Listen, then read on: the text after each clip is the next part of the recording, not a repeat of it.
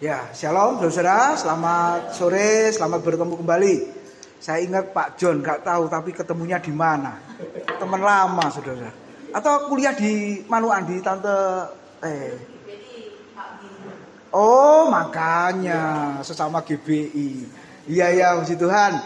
Nah, sore hari ini kita akan merenungkan kebenaran firman Tuhan di dalam Matius pasal 20, Bapak Ibu. Ya, Matius pasal 20.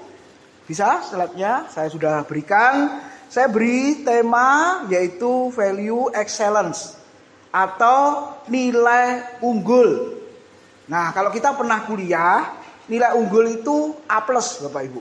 IP-nya 4,00 ya. Tapi sekarang A+ nggak ada. Kenapa? A+ itu hanya untuk Tuhan. Yang ada A. Gitu ya Bapak Ibu ya. Nah, jadi kita kalau pernah sekolah, pernah kuliah ada nilai-nilai yang seperti itu. Nah, yang sederhana, Bapak Ibu sering pesan mobil Grab? Ya, pesan ya. Terus kalau Bapak Ibu sudah turun dari mobil itu diantar, sopirnya ngomong apa? Kalau kirim makanan, beli makanan, terus habis itu drivernya ngomong apa? Terima kasih. Terus yang kedua, tolong pesan lagi. Oh betul. Tolong apa? Beri bintang 7. Beri bintang 5. Betul ya? Nah, artinya kasih nilai yang bagus, saudara. Nah, Bapak Ibu, sadarkah kita bahwa saya dan saudara di hadapan Tuhan itu seperti sopirnya Grab tadi, pelayan-pelayan Tuhan, hamba-hamba Tuhan, anak-anak Tuhan. Kira-kira kita di hadapan Tuhan itu, Bapak Ibu, berani enggak ngomong sama Tuhan? Betul. Tuhan, Engkau beri aku bintang 5. Berani enggak? Nah, aduh Tuhan jangan bintang 5, kebagusan itu. Bintang 1 aja. Kalau bintang 1 jelek kan nilainya? Iya, itu obat sakit kepala ya. Om Rus sama Tante sudah lama enggak ketemu. Ya saudara, sore ini bisa bersama-sama. Nah, saudara, saya dan saudara di hadapan Tuhan itu adalah hamba-hamba Tuhan. Kita adalah pelayan-pelayan Tuhan. Berani nggak seperti sopir Grab tadi yang ngirim makanan, yang antar kita pergi. Berani kepada kita yang memesan, tolong beri bintang 5. Kita di hadapan Tuhan juga sama. Tuhan itu pemilik kita, ya pemilik hidup kita, saudara. Berani nggak kita juga berkata, Tuhan tolong beri aku bintang 5. Kasih nilai yang bagus, kasih nilai yang baik. Nah, ini yang kadang orang Kristen mikir, saudara. Bagaimana bisa dinilai dengan baik? Kalau saudara dijemputnya terlambat, saudara mau kasih bintang 5? Waduh, terlambat setengah jam mau kasih bintang 5. Apalagi sudah nunggu setengah jam, di cancel lagi. Betul loh, saudara. Demikian juga ngantar makanan sudah lama, terlambat. Terus pernah kelihatannya HP jatuh, kasih bintang 5. Saudara tidak akan kasih bintang 5. Bahkan marah-marah sama yang nganter itu tadi. Nah Bapak Ibu, kita di hadapan Tuhan seperti itu. Sore ini pertanyaannya, pantaskah kita berkata, Tuhan beri aku bintang 5 karena pelayananku sudah bagus. Kesetiaanku kepadamu coba. Di dalam hari-hari beribadah kepada Tuhan coba. Pantaskah kita berkata, beri aku bintang 5. Nah saudara, saya kasih tahu rahasianya. Seperti firman Tuhan pada sore hari ini. Coba slide berikutnya kita lihat. Matius 20 sudah ada di sana. Kita baca agak panjang ayat 1 sampai 16 supaya tahu ceritanya ya Bapak Ibu. Coba perhatikan. Adapun hal kerajaan surga sama seperti seorang tuan rumah yang pagi-pagi benar keluar mencari pekerja-pekerja untuk kebun anggurnya. Setelah ia sepakat dengan pekerja-pekerja itu mengenai upah sedinar sehari, ia menyuruh mereka ke kebun anggurnya. Kira-kira pukul 9 pagi ia keluar pula dan dilihatnya lagi ada orang-orang lain menganggur di pasar. Katanya kepada mereka yang nganggur di pasar itu, pergi jugalah kamu ke kebun anggurku dan apa saudara? Apa yang pantas akan kuberikan kepadamu, dan mereka pun pergi. Ayat 5 slide berikutnya. Kira-kira pukul 12 dan pukul 3 petang, tuan itu keluar pula dan melakukan sama seperti tadi. Kira-kira pukul 5 petang, tuan itu keluar lagi dan mendapati orang-orang lain pula. Lalu katanya kepada mereka, mengapa kamu menganggur saja di sini sepanjang hari?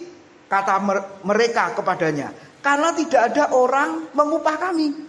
Katanya kepada mereka, pergi jugalah kamu ke kebun anggurku. Ayat 8 sama-sama, 2, 3. Ketika hari malam, tuan itu berkata kepada mandornya, panggillah pekerja-pekerja itu dan bayarkan upah mereka, mulai dengan mereka yang masuk terakhir hingga mereka yang masuk terdahulu. Saya tanya dulu, yang masuk terakhir, saudara, masuk jam berapa tadi? Nah, jam 5 sore. Puji Tuhan. Saudara menyimak ya. Jam 5 sore, jam 6 berhenti. Jadi hanya bekerja 1 jam, dipanggil duluan untuk dapat upah. Lalu ayat 9, surat berikutnya.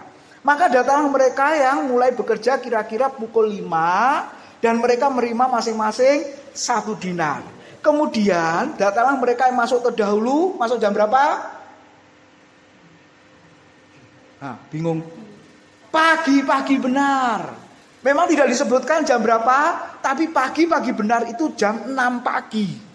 Kalau kita bekerja di kantoran jam 8. Betul ya, saudara? Tapi orang-orang yang bekerja di kebun anggur saat itu jam 6 pagi harus mulai start bekerja sampai jam 6 sore, saudara.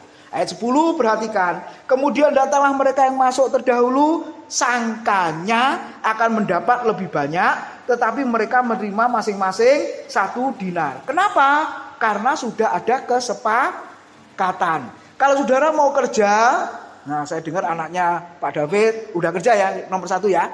Dulu waktu mau masuk kerja, diwawancarai, terus ada kesepakatan upah gaji enggak? Ada kan? Ada. Kalau katakanlah digaji 10 juta umpama. Kalau segitu puji Tuhan ya, segitu. Jangan diberitahu, nanti yang lain minta saudara-saudara ya. Nah, kalau dikasih kesepakatan 10 juta, lalu akhir bulan dikasih 10 juta, marah enggak? Enggak. Kenapa? Karena tuan atau HRD-nya enggak bohong ini, sesuai janjinya. Tapi kalau diberi kurang, wah demo pasti. Wong janjinya 10 juta, masa hanya diberi 7 juta katakanlah. Nah kalau dikasih lebih, puji Tuhan, Tuhan itu baik gitu. Oh jangan bersaksi saudara-saudara, itu uangnya kebanyakan. Ya toh, itu punya temennya, salah masuk saudara-saudara. Nah jadi kalau diberi kesepakatan 1 dinar, puji Tuhan, sesuai gajinya, benar. Tapi coba lihat, yang masuk pagi-pagi tadi berkata apa? Ayat 11. Ketika mereka menerima 1 dinar, mereka bersungut-sungut marah kepada tuan itu. Katanya, mereka yang masuk terakhir dan hanya bekerja 1 jam, dan engkau menyamakan mereka dengan kami yang sehari suntuk bekerja berat dan menanggung panas terik matahari. Dia bekerja berapa lama? Dari jam 6 pagi sampai jam 6 sore. 12 jam, saudara. Oke, lalu ayat 13. Tetapi Tuhan itu menjawab seorang dari mereka, saudara, aku tidak berlaku tidak adil terhadap engkau. Bukankah kita telah sama-sama sepakat sehari? Ambillah bagianmu dan pergilah. Aku mau memberikan kepada orang yang masuk terakhir ini sama seperti kepadamu.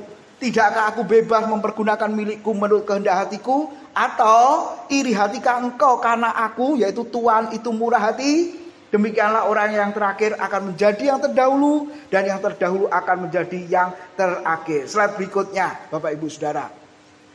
Ini gambar orang apa? Oke, kalau mau ditanya, mau masuk kerja jam berapa? Kalau dapat upah yang sama, diklik lagi. Nah, mau masuk kerja jam berapa kalau dapat upah yang sama? Yang terakhir, betul. Hanya 1 jam. Ngapain masuk jam 3 sore 3 jam? Ngapain masuk jam 12 siang tadi 6 jam? Ngapain masuk jam 9 jam bekerja? Apalagi yang jam 6 pagi 12 jam bekerja. Kalau dapatnya hanya 1 dinar. Nah rata-rata orang jawabnya gitu kan, saudara. Tapi Bapak Ibu, kita akan melihat kenapa yang masuk terakhir hanya bekerja 1 jam, diberi upah 1 dinar. Padahal, coba slide berikutnya saudara. Ya, oke, ini bekerja sama yang dikatakan apa? Untuk mendapatkan upah. Ya, jadi orang yang bekerja lalu dapat upah itu memang satu kehormatan. Ada nggak orang nggak dapat upah? Nggak bekerja lalu dapat upah? Mau? Hati-hati saudara-saudara. Kalau nggak bekerja dapat upah mau? Mau ya Pak ya? Oh, seperti Ibu tadi ngomong itu mau makan gaji buta. Tapi itu masalahnya saudara. Ya, gaji buta dimakan. Harusnya dia tidak berhak mendapatkan. Yang berhak orang lain yang bekerja dengan serius, yang bekerja dengan rajin, itu yang mendapatkan. Betul? Kalau ini nggak ngapa-ngapain, lalu dapat, puji Tuhan, berkat Tuhan. Oh enggak, saudara. Harusnya malu. Oh aku nggak bekerja kok dapat. Nah, jadi kita harus punya pemikiran, paradigma ya, konsep berpikir yang berbeda harusnya. Itu bukan prinsip Alkitab, saudara. Ya, itu prinsip dunia. Makanya nanti kita akan lihat Bapak Ibu ya, orang-orang yang dikatakan apa saudara? Tadi pagi saya khotbah, sebenarnya namanya anak, saya kan pengajar. Nggak ada mahasiswa atau murid yang bodoh, nggak ada. Yang ada apa? Nah sudah dijawab ya. Yang ada itu pinter atau males. Betul. Prof. Yohanes Surya itu kakaknya Pak Ishak Surya, adiknya. Ya, dosen kita dulu di STAS, dia ngomong apa? Berikan kepadaku 10 orang bodoh, 10 orang paling bodoh. Nanti aku akan jadikan dia juara. Kan dia perginya kemana? Ke Papua. Orang berpikir Papua pedalaman itu anak-anaknya gimana? Memang kalau saya punya murid dari sana, stres juga saya. Diajak ngomong gak nyantol, saudara-saudara. Stres bener, gitu ya. Nulis nggak bisa, ngomong pasti mencotot. Bahasa Indonesia loh, apalagi bahasa Inggris mungkin bisanya bahasa roh mungkin. Ya, coba saudara-saudara. Tapi orang-orang yang seperti itu berikan kepadaku. Dia ngomong gitu. Berikan 10 orang yang seperti ini, 10 anak yang seperti ini. Aku akan ajar, aku akan jadikan dia juara. Ternyata betul nggak? Betul, saudara. Nah, jadi sebenarnya nggak ada yang namanya orang bodoh, nggak ada. Yang ada adalah malas. Nah ketika dia diubah konsep berpikirnya lalu jadi rajin. Nah itu yang akhirnya dia mau belajar lalu jadi pandai. Nah demikian juga saudara. Orang yang bekerja dengan rajin, ya slide berikutnya pasti layak dapat upah. Dan Alkitab tadi mengatakan bisa bekerja di kebun anggur itu adalah anugerah. Coba tadi yang jam 9, jam 12 dikatakan apa? Kok kamu nganggur saja di sini, betul? Enak nggak orang nganggur? Enak. Coba tinggal di Pondok Mertua Indah, saya pengen tahu. Kalau nganggur, aduh ser, nggak enak saudara. Nganggur tuh nggak enak. Yang pertama jadi bahan omongan mertua. Yang kedua jadi bahan omongan tetangga.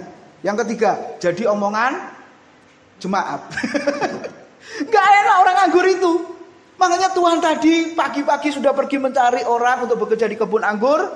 Kebun anggurnya itu sangat luas dan harus dipanen hari itu. Yang jam 6 pagi sudah masuk, orangnya, karyawannya masih kurang. Tuannya pergi keluar lagi, panggil yang jam 9. Panggil yang jam 12. Panggil lagi yang jam 3 sore. Panggil lagi yang jam 5 sore. Kenapa? Karena hari itu juga buah anggur harus dipanen.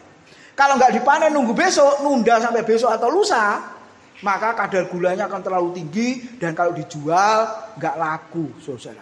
Jadi hari itu harus dipanen. Jadi coba lihat, saudara. Daripada kamu nganggur, pergi aja bekerja di kebun anggurku. Lalu yang jam 9 tadi masuk, ada kesepakatan upah nggak? Nggak ada ya Bu ya. Tapi tuannya tadi ngomongnya apa? Coba mundur.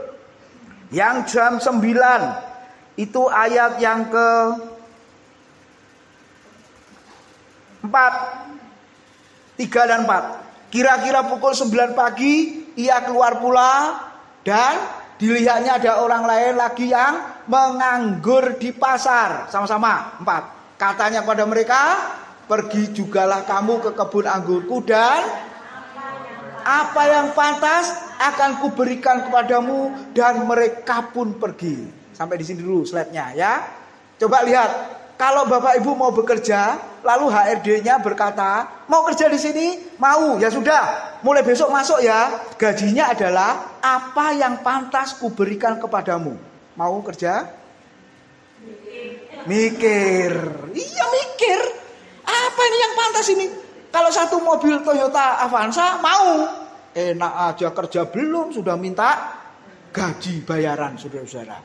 Nah ternyata apa yang pantas itu adalah nanti sore boleh dapat sedikit buah anggur. Walaupun nggak dapat 1 dinar upah, saudara, boleh ambil sedikit buah anggur. Untuk apa? Bisa diuangkan, kemudian besok bisa untuk makan hari itu. Jadi kasihan orang-orang yang nggak punya kerjaan tetap, yang nggak punya gaji tetap, saudara. Kalau hari ini tidak bekerja, besok nggak bisa makan. Makanya istri sama anak-anaknya berkata kepada papanya, kepada suaminya, Pak, tolong Bapak keluar ke pasar, ke stasiun, ke terminal, ke pelabuhan, kemanapun yang banyak orang membutuhkan tenagamu. Siapa tahu ketemu Tuhan yang baik hati. Sebab kalau Papa tidak keluar hari ini, memang hari ini kita masih bisa makan, tapi besok kita nggak bisa makan. Jadi hari ini engkau harus pergi. Nah, kita mencatat ke pasar. Banyak ibu-ibu yang belanjaannya banyak, perlu tenaga enggak untuk angkat. Nah orang-orang ini saudara. Dan kita berkata, puji Tuhan ketemu Tuhan yang baik hati. Lalu Tuhan itu berkata, ayo pergi ke kebun anggurku, bekerja di sana. Nanti apa yang pantas kuberikan kepadamu. Kita mengatakan, mereka komplain, tanya, aku dapat apa nanti? Enggak saudara, mereka pergi.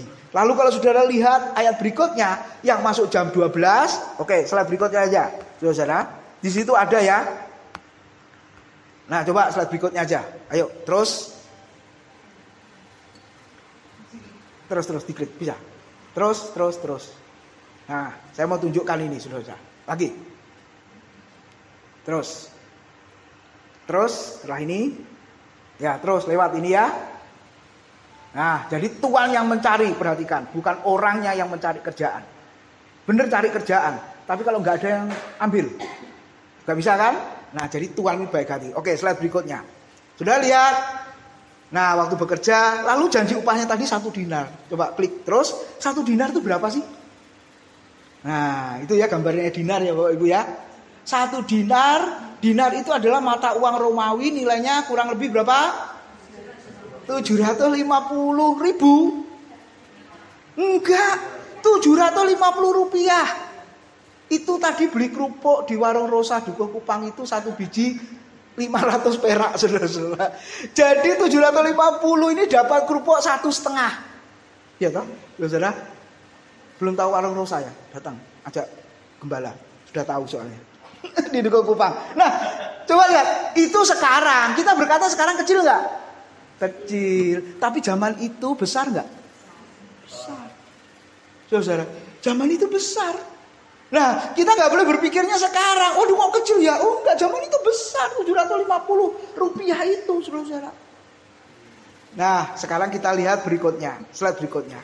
Yang jam 9 pagi, saudara, apa yang pantas kuberikan kepadamu, boleh ambil sedikit buah anggur. Yang 12 siang, jam 3 petang, jam 5 sore, nah ini yang luar biasa saudara. Tidak ada janji upah.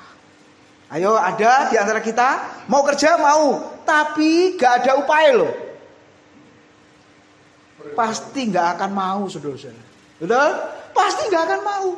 Tapi kita mengatakan yang masuk jam 12, yang masuk jam 3, yang masuk jam 5, walaupun tidak mendapat janji upah, saudara, mereka mau bekerja. Kenapa mereka mau bekerja? Klik aja, daripada nganggur diomeli istri sama mertua. Jadi lebih baik kerja. Harusnya begitu. Saudara. Ini sudah tidak mikir gengsi mau kerja apa. Yang penting hari itu bisa bekerja. Dan kalau seandainya Tuhan itu tidak menjanjikan upah apa-apa. Saudara, pertanyaannya. Apakah ada orang yang tutup mata? Kalau melihat orang yang bekerja itu baik, serius, penuh tanggung jawab. Walaupun gak ada janji upah. Tutup mata gak Tuhan ini? Enggak, saudara. Tuhan gak akan tutup mata. Kami di Wiguna itu punya tukang, saudara, renov rumah ya, saudara. Itu kalau suruh betulin ya rumah gitu, berapa nih ongkosnya? Gak usah Pak Tim. Loh, kok gak usah? Loh, gak usah beneran toh? Gak apa-apa. Loh, kok gak apa-apa? Minimal kopi 1 gelas dan makan siang. Masa itu nggak ada Pak Tim? Oh selalu ada kalau kopi saudara. Kadang pagi sama sore istri buatin kopi. Nah bener kan? Walaupun nggak dikasih janji upah, kopi minimal ada. Makan siang pun ada. Nah demikian juga saudara. Kalau kerjaannya bagus, pelayanannya bagus, pasti Tuhan tidak menutup mata. Ya, pasti Tuhan tidak menutup mata. Buktinya apa? Yang jam 5 sore dipanggil duluan dia kerja. Hanya kerja 1 jam. Kemudian urut 3 jam dia bekerja dipanggil. 12 siang bekerja, jam 6 jam bekerja dipanggil. Lalu yang jam 9 dipanggil. Yang terakhir tadi, yang jam 6 pagi dipanggil terakhir. Saudara, kenapa? Coba slide berikutnya saudara. Oke ya, itu gambarnya 1 dinar. Harus dibayar hari itu juga. Gak boleh mengendap sampai besok. Hukum Taurat melakukan begitu. Nah ini poin yang kita renungkan. Slide berikutnya. Kenapa yang 1 jam dipanggil duluan oleh Tuhan? Saudara, hanya bekerja 1 jam dipanggil duluan oleh Tuhan. Coba slide berikutnya. Nah, oke saudara. Karena yang 1 jam ini punya pemikirannya apa saudara? Hal rohani sama dengan yang duniawi. Kalau saudara lihat ayat 1, yang namanya perumpamaan, kalau baca Alkitab, kalau saudara ketemu perumpamaan itu bunyinya bagaimana? Ada sekitar 40 perumpamaan yang diajarkan oleh Tuhan Yesus di kitab Injil. Selalu bunyinya begini. Adapun hal kerajaan surga, apa? Iya. Seumpama pukat. Seumpama apa? Ibu yang sedang mengoles adonan. Seumpama macam-macam ya. Selalu dikatakan seumpama. Seumpama itu sama persis apa enggak? Enggak, saudara. Tapi ayat 1 Matius 20 mau dibaca ulang, kesuwen ya. Coba lihat. Enggak usah ya, lihat di Alkitabnya masing-masing. Di situ dikatakan apa? Hal kerajaan surga, ayo baca. Matius 20 ayat 1. Ketemu? Ayo baca dengan keras sama-sama. Adapun hal kerajaan surga sama. Loh, sudah lihat. Paling tidak dari 40 perumpamaan hanya 2 yang disebut hal kerajaan surga sama. Bukan seumpama lagi. Saudara, yang pertama pasal 20 ayat 1, yang kedua pasal 25 tentang talenta itu loh. Adapun hal kerajaan surga sama seperti Tuhan yang membagikan talenta kepada hamba-hambanya. Nah, kita kurang teliti ya bacanya ya. Dianggap seumpama semua, padahal enggak saudara. Nah, berarti hal yang rohani sama yang duniawi itu sama. Saudara, bekerja di kebun anggur, bekerja di kantor, itu duniawi apa rohani sih? Melayani Tuhan seperti sore hari ini, tim musik, tim pujian, ini duniawi apa rohani ini?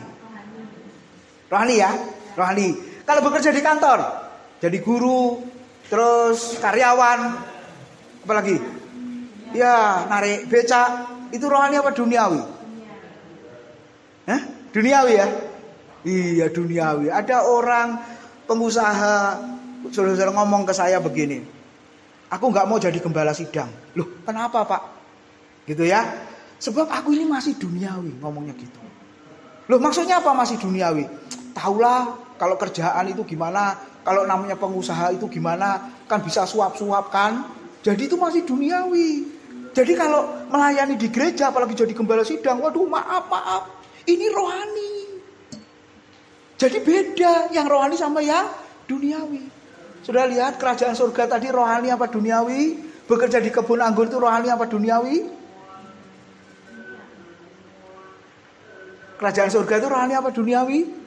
Rohani. Bekerja di kebun anggur rohani apa duniawi? Duniawi ya.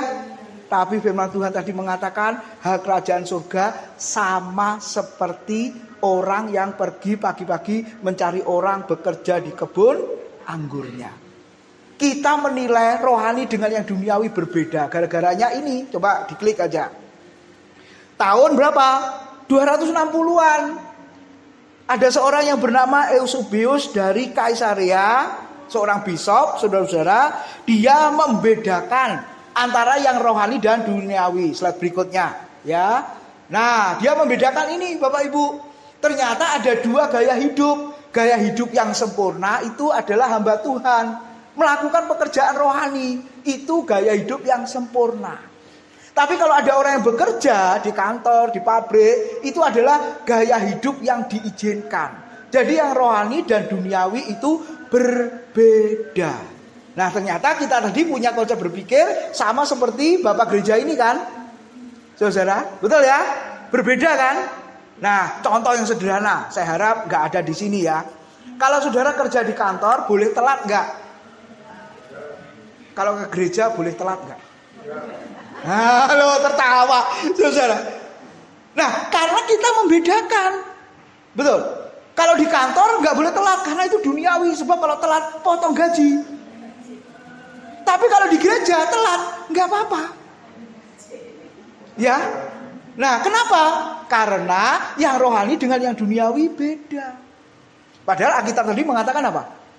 Yang rohani dengan yang duniawi sama. Coba slide berikutnya, saudara-saudara. Nah, ya dikatakan apa, saudara? Tentang bekerja ya, coba lihat. Kejadian 2:15 Tuhan Allah mengambil manusia dan menempatkannya dalam Taman Eden untuk mengusahakan dan memelihara taman itu. Jadi Adam dan Hawa disuruh apa ini? Mengusahakan taman, memelihara taman artinya bekerja. Jauh sebelum manusia pertama jatuh dalam dosa. Nah persoalan sudah jatuh dalam dosa, akhirnya bekerja ekstra keras. Karena kita mengatakan apa? Dengan berpeluh, dengan berkeringat, engkau akan mencari makananmu sampai engkau kembali menjadi tanah. Yang perempuan susah payahmu kubuat saat bersalin. Saat mengandung. Ya, salah saya. Bersalin itu maksudnya melahirkan toh. Nah, melahirkan memang sakit. Tapi waktu mengandung pun, ya saya sih nggak merasakan, saudara. Yang merasakan istri saya ya, sudah nggak enak semua. Jadi kita mengatakan jangankan waktu melahirkan, waktu mengandung itu sudah sakit. Nah itu hukuman karena dosa, itu memang iya. Tapi soal bekerja Bapak Ibu, itu bukan kutuk. Nah dulu ada anggapan, aku nggak mau bekerja Pak, kenapa? Bekerja itu kutuk. Makanya banyak pengusaha yang tinggalin kerjaannya kemudian melayani Tuhan. Kenapa? Karena bekerja itu kutuk. Wah, dia nggak dengar khotbah hari ini, saudara-saudara. Bekerja bukan kutuk. Bekerja itu perintah Tuhan sebelum Adam dan Hawa jatuh dalam dosa. Coba slide berikutnya. Diklik lagi. 1 Korintus 10:31. Aku menjawab Paulus.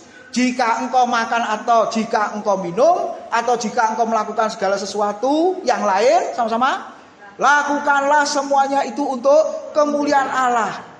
Makan untuk kemuliaan Allah itu gimana? Minum untuk kemuliaan Allah itu gimana? Ya 1 piring incip. 1 piring incip. Berarti dia nambah kan? Nah itu berarti makan bukan untuk kemuliaan Allah, saudara-saudara. Tapi untuk kemuliaan perutnya. Ya tahu karena lambung unta besar. 1 piring masih incip. Kurang. Gunung Golgota, Gunung Sinai, Gunung Horeb. Ya. Sari tertawa. Karena kita di asrama dulu gitu, Bu. Itu yang namanya nasi. Wah. Saya juga di asrama, Bapak Ibu. Pak David juga di asrama sama. Adik kelas saya tuh waktu di stas sama, kalau makan gunung-gunung persoalan, gunung-gunung pencobaan, dengan imanku semua pindah saudara-saudara ya ke perut. Nah Bapak Ibu lihat, jadi pesan kok bisa waktu itu kalau makan 70% kenyang, masih ingat? Saya ingat. Lalu kita mahasiswa komplain semua di asrama. Oh Misa kan sudah tua, jadi nggak bisa makan banyak, nggak tahu carane buat paper itu gimana, mesti makan banyak, belum malam itu mesti kerja paper. Indomie seleraku dimasak lagi, sudah teh, kopi. Padahal sore tadi sudah makan. Masa suruh 70% kenyang, saudara? Nggak bisa. Wah, puji Tuhan yang di asrama gemuk-gemuk. Tapi saya kok kurus ya waktu itu. Makannya juga banyak, saudara-saudara. Nah, Bapak Ibu lihat ya. Makan untuk kemuliaan Tuhan. Melakukan segala sesuatu untuk kemuliaan Tuhan. Berarti serius nggak? Main-main? Penuh tanggung jawab nggak? Untuk Tuhan. Kalau untuk pimpinan kita di kantor, saudara, kita melakukan pekerjaan seperti apa? cleaning service saja. Saudara, berani enggak macam-macam? Kerjanya sembarangan? Enggak berani, saudara. Jadi artinya hal yang terkecil seperti makan minum kita bisa tunda dan melakukan segala sesuatu yang lain, apapun yang kita lakukan, kalau itu konteksnya untuk kemuliaan Tuhan, pasti kita akan lakukan dengan serius, penuh tanggung jawab. Oke, berikutnya satu ayat lagi ya. Nah, Kolose 3, 23, 24 sama-sama. Apapun juga yang kamu perbuat, perbuatlah dengan segenap hatimu seperti untuk Tuhan dan bukan untuk manusia. Kamu tahu bahwa dari Tuhanlah kamu akan menerima bagian yang ditentukan bagimu sebagai upah. Kristus adalah Tuhan dan kamu hamba-hambanya. Bapak Ibu lihat, apapun yang kita perbuat, walaupun itu untuk manusia, saudara, untuk pimpinan kita, untuk orang lain ya, tapi sebenarnya kita melakukannya untuk Tuhan. Saudara, kalau untuk Tuhan, berani sembarangan. Saya masih ingat ketika selesai kuliah siang itu, Bapak Ibu. Kita yang laki-laki ini lepas baju semua habis kuliah. Panas soalnya, lantai 5. Langsung hadap matahari, saudara. Ya. Terus kita ini nggak pakai baju lalu makan siang. Pak Petrus Ferianto masuk ke asrama. Dia berkata begini, termasuk saya juga, saudara. Nyong, Pak David juga. Loh, kenapa Pak Petrus? Kita lapar makan, masuk salah? Kamu makan waktu lapar nggak salah. Tapi yang salah adalah apa, saudara? Nggak pakai baju. Saya mau tanya, kamu menghadap Om Isa waktu itu sebagai rektor, ketua, stas, berani nggak pakai baju? Oh ya nggak berani Pak. Sama, kamu menghadap Tuhan loh. Kok kamu nggak pakai baju? Sejak itu kami semua bertobat, saudara. Tuh, bener, betul, saudara. Kalau di hadapan manusia saja kita bisa sopan. Ya, coba kalau mau menghadiri pernikahan, ayo. Yang perempuan itu sibuk enggak cari baju, mumet enggak make upnya. Bahkan persiapannya bisa jadi 3 jam sebelumnya. Kalau yang laki ya udah gini aja. Menghadap manusia loh. Coba dilihat manusia bagus loh. Apalagi kita menghadap Tuhan, saudara-saudara. Jadi lihat, apapun yang kita lakukan, yang kita perbuat, bukan di hadapan manusia, saudara, walaupun itu kenyataannya untuk manusia, tapi sebenarnya kita lakukan untuk Tuhan. Slide berikutnya, saudara-saudara. Kenapa yang rohani dan duniawi itu sama? Coba Martin Luther pernah berkata begini. Coba di slide lagi ya, klik lagi. Allah dan para malaikat tersenyum jika seorang mengganti popok anak bayinya. Artinya apa, saudara? Ibu-ibu atau baby sister, kalau mengganti popok bayi sembarangan enggak? Kalau sembarangan nanti kotorannya bisa keluar ke sana kemari kan. Jadi masangin popok itu loh harus baik-baik, saudara. Ini pekerjaan sederhana gak? Sederhana kan? Sepele, simpel kan? Nah, Martin Luther berkata, yang simpel, yang sepele, yang dianggap remeh oleh orang, kalau kita lakukan dengan sebaik-baiknya, Allah dan para malaikat itu tersenyum melihat saya dan saudara. Biasanya kalau ada yang sepele, saudara, kita lakukan gimana? Allah wong hanya gitu saja, betul? Merendahkan, menyepelekan toh, saudara. Tapi sebenarnya di hadapan Tuhan kita salah, kita berdosa kalau menyepelekan. Kenapa? Karena yang kita lakukan itu sama seperti untuk Tuhan. Lalu satu lagi, William Tyndale berkata apa? Jika menjalankan panggilan Allah dalam kehidupan kita, maka sama-sama hal yang bagi manusia nampak kecil dan sederhana seperti mencuci piring dibandingkan dengan hal seperti berkhotbah di mimbar seperti sore hari ini adalah tidak ada bedanya satu dengan yang lain. Siapa yang nggak pernah nyuci piring? Kita semua rata-rata pernah nyuci piring kan? Habis makan cuci toh, saudara. Kalau nyuci itu bersih apa enggak? Harus bersih. Kalau nggak bersih, saudara, malaikat sedih, Tuhan sedih. Loh, wong kamu nyuci piringnya nggak bersih, apalagi nyuci hatinya orang. Tuh, hamba Tuhan siapa yang ngomong kayak gitu tuh? Kalau hatimu sendiri kotor, bagaimana bisa membersihkan hati jemaat? Saudara, lihat ya. Jadi yang kita lakukan harus baik dulu, saudara, ya, dari hal yang terkecil. Dan ternyata apa? Kalau itu diukur, dinilai, itu sama. Mau berkhotbah atau melayani hal yang kecil sekalipun, itu sama. Kalau kita lakukan apa? Dengan penuh tanggung jawab. Sekarang berikutnya yang kedua. Kenapa yang 1 jam tadi dipanggil duluan? Bapak Ibu pernah tahu nggak? Kenapa yang 1 jam itu dipanggil duluan? Ini loh jawabannya. Kalau dari mengumpulkan buah anggur, harusnya yang masuk kerja jam berapa? Yang buah anggurnya paling banyak. Yang jam 6 pagi kan? Yang 12 jam toh, betul? Saudara? Tapi masalahnya 12 jam tadi kerja, itu banyak ngincip anggurnya dibanding kerjanya. Banyak tidurnya dibanding kerjanya. Loh kok tahu dari mana Pak? Mereka lupa. Di setiap sudut kebun anggur itu ada menara pengawas. Nah menara pengawas ini yang melihat, aduh ini memang kerjanya 12 jam. Tapi lihat banyak ngobrolnya dibanding kerjanya. Banyak makannya dibanding kerjanya. Banyak tidurnya dibanding kerjanya. Tapi lihat yang bekerja hanya 1 jam. Incip pun gak sempat walaupun diizinkan. Saudara. Dia terus kumpulin buah anggur. Dia terus kumpulin buah anggur. Dia terus kumpulin buah anggur. Gak peduli diajak ngomong temannya. Waktunya kerja. Ayo kerja dulu. Kerja dulu. Nah Bapak Ibu yang kedua kita merenungkan apa? Kalau kita ingin dapat bintang 5 nilai yang bagus di hadapan Tuhan. Maka apapun yang kita lakukan harus berkualitas. Apapun. Apalagi pelayanan pekerjaan Tuhan. Yang terbaik enggak? Saya percaya tim musik pujian pasti persiapan. Pasti latihan. Coba kalau enggak latihan apa jadinya, saudara-saudara? Itu asal-asalan namanya. Betul? Enggak boleh, saudara. Ya, kor juga. Saya pernah khotbah itu kornya, waduh saya pengen pulang, saudara. Kenapa? Coba yang main musik pikir ya. Maju ada sekitar 10. Terus satu dengan yang lain tanya, lagunya nomor piro? Loh. Terus setelah itu, oh nomor 100 katakanlah. Lalu waktu itu langsung nyanyi. Pemain musiknya stres. Kenapa? Gak tahu lagunya. Terus tahu lagunya, nadanya udah tinggi. 1 kalimat atau 2 kalimat break. Berarti kesimpulannya apa ini pemain musik? Gak latihan.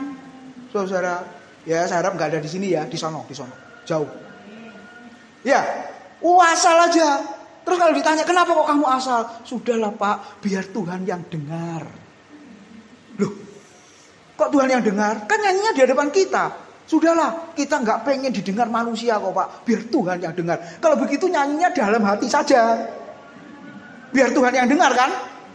Gak bisa. Yang dengar Tuhan, yang dengar juga jemaat manusia. Nah, ini tidak mengejar kualitas. Tuhan tidak mungkin berkata panggillah yang pertama, panggillah ini. Enggak akan saudara-saudara. Lalu yang ketiga, kenapa saudara?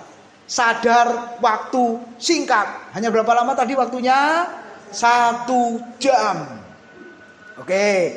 Giatlah dalam bekerja dan melayani Tuhan. Terus 1 Korintus 7 ayat 29a mengatakan, saudara-saudara, Paulus berkata, inilah yang kumaksudkan, yaitu waktu telah singkat. Oke, ayo Bapak Ibu perhatikan ke sini ya, jangan ngantuk dulu, perhatikan ke sini nih. Slide berikutnya. Singkatnya itu berapa lama sih?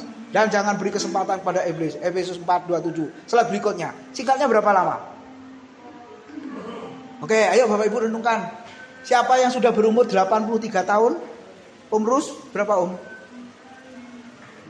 80. Mau 80? Oh, mau 80 tahun. Oh, masih mau 80. Saya juga masih mau 80.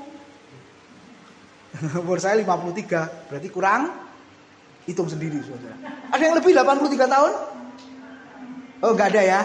Nah, di jemaat kami ada umurnya lebih dari 83 tahun, enggak berlaku ini. Ya, enggak berlaku. Nah, rata-rata umur manusia itu kalau sampai kita mengatakan berapa sih? 70 sampai 80 tahun ya. Selebihnya itu orang berkata bonus dari Tuhan, oke. Ya toh? Tapi katakanlah rata-rata aja. Ini 82, sekian lalu disimpulkan, diringkas, dibulatkan jadi 83 tahun. Ternyata umur 83 tahun kalau dijadikan hari ya, itu sama dengan berapa sih? 30.000 hari. Sudah lihat ya? 30.000 hari kalau dijadikan tahun dibagi 365, satu tahun kan 365 hari. Itu dapatnya berapa? 82, sekian. Ya udah 83 tahun. Ya, intinya orang itu pengen hidup lama enggak? Ya, ada orang yang sudah tua gitu ya, hampir 90 tahun. Saya suruh berdoa, lalu saya tanya, Om atau Oma atau Opa, mau doa apa? Umur panjang. Loh, padahal sudah hampir 90 tahun. Supaya apa umur panjang? Jalan-jalan dan makan-makan. Jawabnya gitu, saudara. Wah, ini semangat ini. Semangat hidupnya tinggi ya. Tapi kalau saya tanya mau doa apa? Siap bertemu Tuhan aja lah. Ada? Enggak pernah ada. Kalau ada tak doain beneran, saudara. Dan ini cepat biasanya begini nih. Kalau orang sakit tak doakan, cepat, saudara. Ketemu Tuhan. Makanya jangan minta doa saya ya. Khawatir nggak bisa Natalan nanti. Nah, Bapak Ibu lihat. Siapa di antara kita yang berumur 20 tahun sekarang? Ada? Umurmu berapa? Anak Sari yang nomor 1? 22? Oh, mau 24. Pelantarannya anak saya toh, Yoseba toh. Selisih setahun ya. 24. Oke. Katakanlah 20 tahunan. Kalau umur kita sekarang 20 tahun, berarti sisa hidup kita tinggal berapa? Kalau seandainya Tuhan panggil kita umur 83 tahun. Sisa hidup kita tinggal 22.800 hari. Oke, yang umur kita 30 tahun, ada? Umur 30 tahun? Sisa umurmu tinggal 19.000 hari. Gak percaya nanti hitung ya. Tak hitung bener, saudara. Lalu yang umur 40 tahun sekarang. Wes gak berani angkat tangan lah. Semakin tua gak berani angkat tangan, saudara. Ya. Umur kita semakin bertambah, ternyata kalau umur kita 40 tahun tinggal berapa? 54.400 hari. 15.400 hari. Kalau umur 50 tahun seperti saya nih, 53. Pak John umur berapa? 60. Ya, coba lihat saudara. Umur saya ini tinggal 11.800 hari. Kalau seandainya Tuhan panggil saya umur 83 tahun. Oke, yang umur 60 tahun, sisanya berapa? Pak John tadi ngomong 60 tahun, sisa 8.000 hari. Terus yang umur 70 tahun ada, aduh jangan angkat tangan yang 70 tahun ya. Yang 70 tahun sisa berapa? 4.500 hari. Yang 80 tahun sisa berapa? Kalau seandainya Tuhan benar panggil umur 83 tahun. Tapi kan kita nggak tahu Tuhan panggil berapa kan? Saya memberitahu ini jangan sampai saudara stres. Waduh, umurku kurang 22.800 hari. Jangan saudara. Iya toh? Dan artinya apa? Saya mau mengatakan, kalau tahun dijadikan hari itu rasanya cepat nggak? Minggu lagi. Betul, saudara ya? Ini sudah bulan 6 pertengahan lagi. Sebentar lagi Natalan. Nah, saudara senang Natalan, tapi saudara harus berpikir kita tambah tua. Tambah berkurang lagi, saudara. Oke, slide berikutnya. Nah, ini hamba Tuhan tua ya. Horatius Bonar. Meninggal umur 80 tahun. Coba diklik semua. Tunggu. Nah, waktu dia bicara Mazmur 90 ayat 10. Masa hidup kami 70 tahun dan jika kuat 80 tahun. Katakanlah umur manusia 70 tahun. Ya, rata-rata ya Bapak Ibu ya. Bahkan ada di bawah itu. Betul? Ya, oke. Ternyata dari 70 tahun itu, enggak tahu Pak, hamba Tuhan ini kurang kerjaan atau apa ya. Dia hitung. Sehari tidur berapa lama? Ya dikalikan saja. Dari 70 tahun ketemu, waktu tidur itu ternyata berapa? 23 tahun. Saudara tiap hari 6 jam, 7 jam, 8 jam tidur. Kalau umur kita sudah 70 tahun, ternyata waktu tidur kita selama ini sudah 23 tahun. Lalu waktu untuk bekerja hanya 19 tahun, saudara. Walaupun tiap hari pagi sampai sore gitu ya. Hanya 19 tahun. Lalu hiburan jalan-jalan 9 tahun, saudara. Bepergian kayak Pak David ke Jakarta. Wes dihitung aja nanti. Ya, walaupun hanya 3 hari ngomongnya. Ternyata selama 70 tahun, katakanlah kalau sehat pergi terus ya. Ya, kira-kira 6 tahun. Lalu waktu untuk makan Soalnya 3 kali sehari plus nyemilnya itu loh Bapak Ibu. Ya toh? Ternyata berapa lama waktu untuk makan kita itu? 6 tahun saudara-saudara. Terus waktu untuk berobat kalau sakit ngamar gitu ya 4 tahun. Ya ini normal, kondisi normal ya. Kalau sakit-sakitan ya mungkin lebih panjang saudara-saudara. Terus waktu untuk berdandan, wanita, ibu-ibu berdandan. Berapa lama di cermin? 2 tahun. Hah? Oh, setengah jam Pak, 1 jam. Kalau umurmu 70 tahun di total itu 2 tahun. Dan yang terakhir, waktu untuk berbakti, beribadah kepada Tuhan, berapa lama? Coba lihat. Kita ibadah hari Minggu paling lama 2 jam. Mungkin ada ibadah tengah minggu. Itu kalau dihitung selama 70 tahun, itu hanya 1 tahun. Nah, itu di total jumlahnya 70 tahun. Pertanyaannya Bapak Ibu, kalau kita sudah menyadari, nah satu contoh ya, ini umur muda meninggal, Robert Louis Stevenson. Slide berikutnya, saudara. Akhirnya dia berkata seperti ini. Dia pendek, umur 40 tahun dia meninggal kena stroke. Saudara, dia berkata begini, sebelum mati, aku hanya akan menjalani hidup di dunia ini hanya sekali saja. Oleh karena itu setiap perbuatan baik yang bisa saya lakukan, biarlah itu saya lakukan sekarang ini. Karena saya tidak akan pernah menjalani hidup di dunia ini sekali lagi. Singkat hidupnya 44 tahun saudara-saudara. Makanya Tuhan masih beri kesempatan hidup kepada kita. Bapak Ibu Saudara, kita harus lakukan sebaik-baiknya. Seperti yang waktu tinggal 1 jam tadi loh. Kita lakukan semaksimal mungkin. Dan yang terakhir Bapak Ibu, kenapa yang 1 jam bekerja dipanggil duluan? Slide berikutnya. Nah, karena fokusnya apa? Menyenangkan hati Tuhan. Menyenangkan hati Tuhan. Berikutnya, tidak makan buah anggur waktu bekerja. Artinya apa? Slide berikutnya. Waktu yang singkat, dia terus semangat bekerja, semangat untuk melayani Tuhan. Jadi saya berharap kita semua menyadari, seolah-olah kita hidup di zaman atau jam yang terakhir tadi. Saudara, ya, yang hanya 1 jam yang sangat singkat tadi. Dan saya kasih satu kisah paling akhir, Bapak Ibu Saudara. Seorang yang bernama Bai Fang Li. Ya, dia melayani sesama. Buktinya apa? Pekerjaannya apa? Dari China. Pekerjaannya apa ini, Saudara? Loh, nggak tahu pekerjaannya apa ini? Hah? Nggak tahu ya? Iya, tukang becak. Kalau becak di sini, yang genjot, yang hengkol di belakang. Kalau becak di sana, di depan, penumpangnya di belakang. Jadi kalau ditabrak yang di depan duluan. Kalau becak di sini yang ditabrak, penumpangnya duluan. Kalau di sana tukang becaknya duluan, saudara-saudara. Ya, oke. Dia bekerja sebagai tukang becak. Dia mau melayani sesama, saudara-saudara. Melayani apa?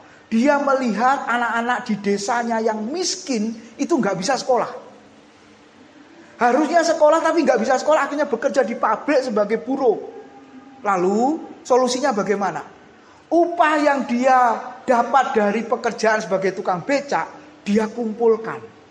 Bapak Ibu, tukang becak itu kaya apa miskin? Miskin toh? Miskin ya? Ini sebenarnya juga miskin, saudara-saudara. Tapi upahnya tahunan itu dia simpan, terus karena sudah semakin tua, dia nggak sanggup ngayuh becak. Lalu tahun 87 sampai tahun 2001, 1987-2001, dia jadi tukang parkir. Uangnya pun juga dia pakai untuk membiayai 300 anak untuk sekolah. Terus total uangnya berapa? 800 juta. Saya nggak yakin ada orang kaya mau nyumbang 800 juta untuk adopsi anak sekolah. Tapi dengan kisah ini kisah nyata. Diceritakan oleh Andi Nova ya. Lihat YouTube-nya ada, saudara-saudara. Ini memberi inspirasi bagi dunia. Seorang yang sudah tua, mungkin orang memandang dia miskin, nggak punya apa-apa. Justru dia orang yang paling kaya menurut saya. Makanya dia meninggal umur 93 tahun. Karena sudah nggak masuk tadi, kurang berapa hari tadi, sudah lewat semua, saudara. Dia udah dapat bonus lebih Nah, jadi artinya apa, saudara? Karena menyadari waktu yang sangat singkat, harus melayani Tuhan. Bukti melayani Tuhan apa? Melayani sesama. Uangnya dia kumpulkan selama itu sekitar 800 juta. Dia gunakan bukan untuk kepentingan sendiri, bangun rumah. Saya nggak tahu, mungkin juga dia nggak punya rumah, saudara-saudara. Harusnya beli rumah bisa kan? Bisa. Beli mobil bisa? Bisa. Susuk malahan, saudara-saudara, kalau mobil-mobil biasa. Tapi uangnya 800 juta dia bagikan ke anak-anak yang putus sekolah, yang harusnya bekerja untuk membiayai hidup gitu ya. Masa depannya mau jadi apa? Jangan sampai seperti saya, seperti tukang becak, nggak ada masa depan sama sekali. Ini masih banyak anak-anak sekitar 300 orang. Masa depan bagus harus dimulai dari apa? Pendidikan, sekolah. Bapak Ibu Saudara. Nah, jadi anak-anak jangan sampai kita malas untuk sekolah. Kenapa, saudara? Karena itu yang akan nanti menentukan masa depanmu. Loh kan, masa depan di tangan Tuhan, betul. Tapi juga di tanganmu. Sama seperti jodoh di tangan Tuhan apa tanganmu? Jodoh di tangan siapa? Tangan Tuhan? Enggak, tanganmu. Engkau yang memilih. Engkau yang mencari, saudara. Nanti Tuhan yang merestui. Loh, kok bisa, Pak? Iya. Waktu Adam ketemu Hawa itu gimana ceritanya? Adam itu mencari yang sesuai, memberi nama semua makhluk hidup. Tapi jawabannya apa? Nggak ada yang sepadan.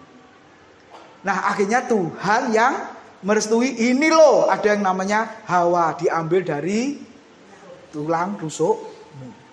Nah, saudara-saudara, yang terakhir saya mau mengatakan apa? Hal yang rohani dengan yang jasmani itu sama. Kita nggak boleh bedakan. Itu yang kedua. Kualitas di dalam pelayanan. Menyadari waktu itu sangat singkat. Dan yang ketiga, kita menyenangkan hati Tuhan. Kiranya Tuhan memberkati. Mari saya undang berdiri. Kita berdoa.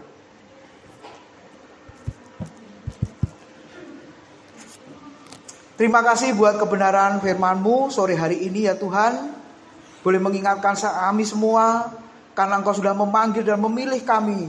Bukan hanya sekedar percaya Yesus, tapi kami boleh diizinkan, diberi kasih karunia oleh Tuhan untuk bekerja di kebun anggur-Mu sebagai hamba-hamba-Mu yang melayani Tuhan.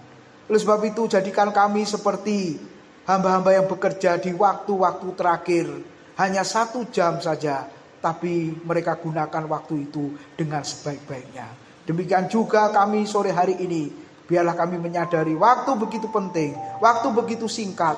Dan ketika bisa melayani Tuhan, bisa beribadah kepada Tuhan, itu adalah anugerah besar yang Tuhan sudah berikan kepada kami. Tuhan tolong kami, supaya kami tetap menyenangkan hati Tuhan, melakukan segala sesuatu sama seperti untuk Tuhan dan untuk kemuliaan Tuhan. Berkati seluruh jemaat sore hari ini. Dalam nama Tuhan Yesus, kami sudah berdoa. Amin.